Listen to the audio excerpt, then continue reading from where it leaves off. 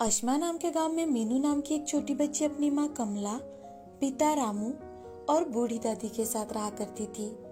मीनू अपने माँ पिता की एक लौती संतान थी। मीनू के माँ पिताजी मजदूरी कर अपना और अपने परिवार का पेट पालते थे।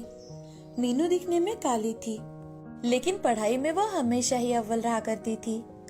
अब मीनू 8वीं कक्षा में थी। उसकी पढ़ाई की जिज्ञासा इतनी ज्यादा थी कि अब गांव में उसे अपने सवालों के जवाब मिलना कठिन हो चुका था। तो एक दिन मीनू की टीचर रामू से, रामू, तुम्हारी बिटिया बहुत होशियार है, लेकिन इस छोटे से गांव में उसके गुणों का कोई महत्व नहीं बचेगा। तुम मीनू की पढ़ाई के लिए उसे शहर भेजो, ताकि उसकी अच्छी पढ़ाई हो और उसकी जिज्ञासा पूरी हो। लेकिन जनाब, आप तो जानते हो, हम मजदूरी करते हैं, ये सब हम कैसे कर पाएंगे। देखो रामू, मेरा भाई शहर में रहता है। मैं उससे बात करके तुम्हारे लिए और तुम्हारी पत्नी के लिए वहाँ कोई ना कोई काम जरूर दिलवा दूंगा। लेकिन सर जी, मैं ऐसे फैसले अकेले नहीं कर सकता। मुझे घर जाकर अपनी माँ से बात करनी होगी। हाँ हाँ, क्यों नहीं रामू, लेकिन एक बात याद रखना, तुम्हारी बेटी में अविश्वसनीय गुण है। पढ़ाई करने की पूरी क्षमता है उसमें। तुम उसे जरूर पढ़ाओ और आगे ले जाओ। रामू घर जाने के लिए निकलता है, लेकिन उसके दिमाग में आज सिर्फ और सिर्फ मीनू के टीचर ने कही बात दोहरा रही थी। तो अब वो मन ही मन सोच लेता है कि चाहे जो हो जाए, मैं अपनी बेटी को आगे जरूर पढ़ाऊंगा। उसे जो चाहिए वो सब दिलाऊंगा, चाहे मुझे दिन रात मेहनत क्यों न करनी पड़े। रामू घर जाकर सबको अपना निर्णय बताता है और टीचर की मदद से शहर में एक छोटा सा घर किराए पर ले लेता है और वहीं पर एक बिल्डिंग में वॉचमैन का काम करने लगता है। साथ ही मीनू की माँ भी उसी बिल्डिंग के लोगों के घर जाकर झाड़ू, बर्तन, कपड़े धोना, ये सारे काम करने लगती है। और मीनू का टैलेंट देखकर इंग्लिश स्कूल के प्रिंसिपल भी उसे झट से अपने स्कूल में एडमिशन दिलवा देते हैं। आज मीनू का स्कूल में पहला दिन था। जैसे ही मीनू स्कूल में जाती है, वो दूसरे बच्चों से बातें करने की कोशिश करने लगती है, तो हर कोई उसे टालने लगता है कि तभी एक लड़की, अरे अरे ये देखो कितनी काली लड़की है। इसे देखकर तो मेरी तबीयत ही बिगड़ जाएगी। उस लड़के की बात सुनकर मीनू को बहुत बुरा लगता है, लेकिन मीनू कुछ कहे बिना ही वहाँ से अपने कक्षा में चली जाती है। तो वहाँ भी उसके पास कोई नहीं बैठता। थोड़ी ही देर में स्कूल की घंटा बज गई और टीचर क्लास में आकर, good morning students. Good morning teacher. अब मीनू हर रोज स्कूल जाती और पढ़ाई करती, लेकिन जब भी टीचर कोई सवाल पूछती और मीनू जवाब देने के लिए हाथ ऊपर करती, तो मीनू की टीचर उसे देख अनदेखा कर देती और किसी और से जवाब पूछती थी। एक दिन की बात है, टीचर ने बच्चों को साइंस का एक सवाल पूछा।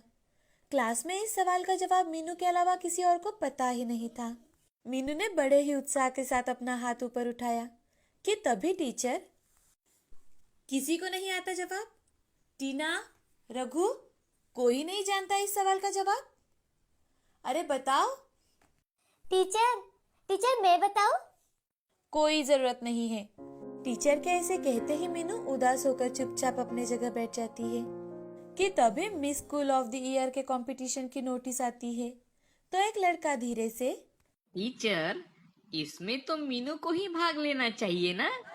लड़के के ऐसे कहते ही सभी बच्चे तथा टीचर भी हंसने लगती है। अब मीनू दिन ब दिन उदास रहने लगी, तो उसका पढ़ाई पर असर होने लगा। ये देख रामू और कमला मीनू से, मीनू बिटिया, क्या हुआ? देखो बिटिया, हम तुम्हारे लिए ही तो शहर आए हैं ना। और हाँ, आजकल तुम पढ़ाई में बहुत पीछे पड़ रही हो। तुम्हारे टीचर का मुझे आज फोन आया था। वो कह रही थी कि अगर आपकी बच्ची को अगली एग्जाम में ऐसे ही मार्क्स मिले तो उसे हम वहाँ से निकाल देंगे। पापा पापा वो मीनू बोलते बोलते रुक जाती है, क्योंकि उसे पता था कि उसके माँ पिताजी उसके लिए कितनी मेहनत करते हैं। वो अपने पापा से, नहीं पापा, अब मैं अच्छे से पढ़ाई करूंगी। मीनू की सारी परेशानियां उसकी दादी समझ रही थी, लेकिन दादी वक्त आने की राह देख रही थी। अब दूसरे ही दिन दादी मीनू से, मीनू, मुझे पता है कि तेरे स्कूल में तुझे कोई पसंद नहीं करता। तेरे रंग से सभी नफरत करते हैं। तुम दिखने में गोरी नहीं हो, लेकिन हाँ, पढ़ाई में तुम सबसे बेहतर हो। देख लेना, आज नहीं तो कल पूरा स्कूल तुमसे दोस्ती करना चाहेगा। तुम सिर्फ और सिर्फ मन लगाकर अपनी पढ़ाई करो, बाकी की बातों पर ध्यान मत देना बेटा। दादी की बातों से मीनू अब बहुत ज्यादा प्रेरित हो जाती है और मन लगाकर अपनी पढ़ाई करने लगती है और धीरे धीरे वो फिर से अपने आप को काबिल बनाने लगी। मीनू मोबाइल के जरिए हर एक सवाल का जवाब ढूंढने लगी। दिन बीत रहे थे, लेकिन अभी तक स्कूल में मीनू से कोई भी बात नहीं कर रहा था।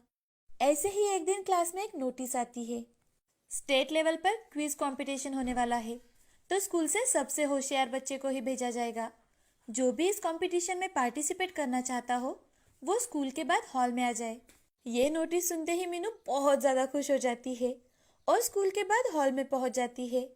वहां जाते ही मीनू की टीचर मीनू को देख, मीनू तुम यहाँ क्यों आई हो? क्या जानती नहीं यहाँ तुम जैसे दिखने वाली लड़की की कोई जरूरत नहीं है। टीचर, यहाँ तो क्विज कंपटीशन की टेस्ट चल रही है ना, कि miss school of the year की। अच्छा, तो अब तुम मुझसे बहस भी करना चाहती हो। टीचर और मीनू की बात चल रही थी कि तभी स्कूल के प्रिंसिपल वहां आते हैं और वो मीनू से, अरे तुम मीनू हो ना? अच्छा किया, इस कंपटीशन के लिए अपना नाम लिखवा दिया। स्कूल का नाम रोशन करना बिटिया। चलो अंदर चलो। प्रिंसिपल के ऐसे कहते ही मीनू की टीचर की बोलती बंद हो जाती है और मीनू प्रिंसिपल के साथ हॉल में चली जाती है। वहां जाकर मीनू सबको अपने ज्ञान से चकित कर देती है।